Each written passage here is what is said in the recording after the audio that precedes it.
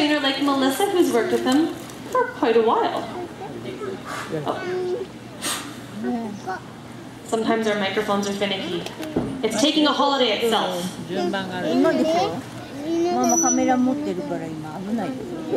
Alright, well, it's a good thing we chatted earlier, Melissa. She was telling me about these dolphins because, in fact, today the dolphin that Melissa is working with is Hannah. Now, Hannah is what we refer to as a rescued and rehabilitated animal, meaning that she was found entangled in fishing nets and was unable to be released back into the ocean. By our trainers working with these dolphins very closely every day, we not only can give them the best level of care possible, but we can continue to learn more about these individual dolphins. And if you come back to watch multiple training sessions, you yourself might even start to see the differences between the two ladies here at the aquarium. But even our trainers will tell you, despite the fact that we work with them so closely every day, we still have a lot to learn about cetaceans. Now, in particular with Pacific white-sided dolphins, one thing we know for sure is they can be found in the Pacific Ocean, believe it or not. Their range can go from northern Mexico to Alaska and all the way across to Japan, where you might see them leaping around like this. Now, even though these animals share a coastline with us, quite splashily I might add, we still have many questions about them, and that's why research is so important. But I'm curious to see if anyone here has ever seen a Pacific white-sided dolphin in the ocean before. Show of hands. A couple of hands are going up. Not too many, that's okay. They are becoming an increasingly common sight in our waters, and if you see them, we want to know. You can report your sightings to the BC Cetacean Sightings Network. The website is wildwhales.org, and if you catch a glimpse of the roughly 23 different species on our coast, researchers want to know when, where, and how many animals you saw so we can track their movements and get a better idea of how many animals live locally. But since there's so many whales out there, how do you tell them apart? Well, we're going to show you a couple of ways, because with these girls, they've got special color on their bodies. They actually have what's known as counter shading, meaning that they have a very dark colored back, as you're seeing on Hannah, and a very light colored belly like on Helen.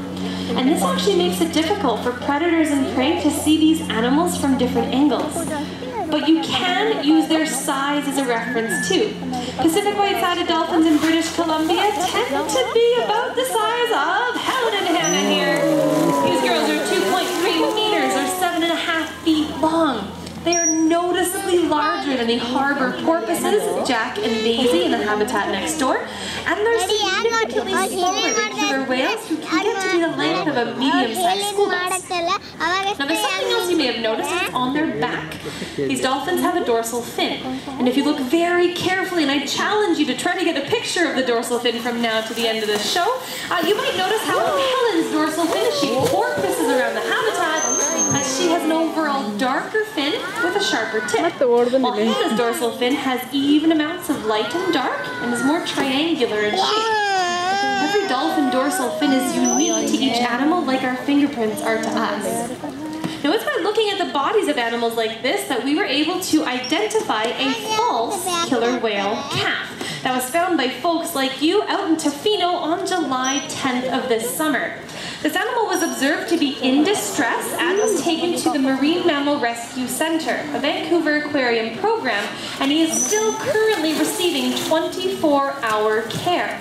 His name is Chester, as he was found by Chesterman's Beach by Tofino, and if you want more information on that rescued animal, feel free to come on over and ask me at the end. But it's so exciting to see a false killer whale, a real killer whale, or a Pacific white-sided dolphin. But getting too close to these animals while traveling in boats can be dangerous for them and for you. So even if you see a head poking out of the water, a distance of 100 meters or about 300 feet must be kept from every cetacean in Canada. And that's 10 times the length of this dog. Now, even though you need to keep your distance, you might still see things like that from far away because they're very acrobatic. These dolphins will leap and jump and cause a splash, or they might make a lot of sound. And if you're lucky, maybe you'll hear some more sounds that they can make right now.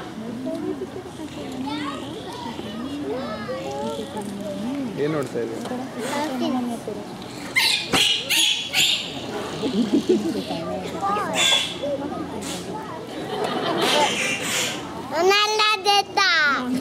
think we should give them a big round of applause for some pretty cool sounds.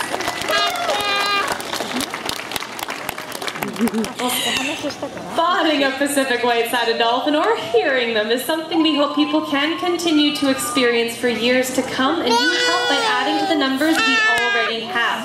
In fact, we know that about 20 Pacific white-sided dolphins were spotted south of Victoria about 2 weeks ago because folks like you told us. But we also know these animals face a lot of dangers in the ocean, and as I mentioned earlier, both Helen and Hannah were found entangled in fishing nets. Now, Helen in particular bears the scars of those nets on her body. As you can see, her flippers are much shorter than those of Hannah. That's because the damage on her body from the fishing nets was so severe, she's missing part of her flippers. Now, humans are the major threat these animals face in the ocean, whether it's increased boat traffic or not enough seafood. We have a responsibility to be aware of what we're doing to the oceans and the world around us. Now, Helen and Hannah are helping by doing research right here at the aquarium. In fact, we wanted to know how much energy it takes a dolphin to be a dolphin, because usually, as you've already seen, they're highly energetic and acrobatic thanks to their hydrodynamic body.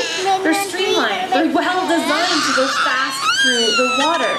In fact, Pacific white-sided dolphins can go at speeds of 35 kilometers an hour or 22 miles per hour, as you're seeing right here from Helen and Hannah. Now, with all of this energy used, we wanted to know how many fish do these animals need to eat in order to survive? Well, to figure that out, we had to ask the dolphins for something a little bit strange. Do you folks want to see it? Yeah? Gotta be nice and patient, because we actually had to ask the dolphins to be very patient too. Trainers like Melissa and Charlotte needed to ask the dolphins for this. They're staying still! No? It's a big deal for a dolphin. These animals tend to spend a lot of time moving, but we had to ask them to stay still for up to 10 minutes at a time. While they were staying still, we could see how much oxygen their body was using, so that finally, in 2012, at the end of the study, the researchers found out these dolphins need to eat 15,000 calories every day. That's 10 times more than the average person. You're eating about 1,500.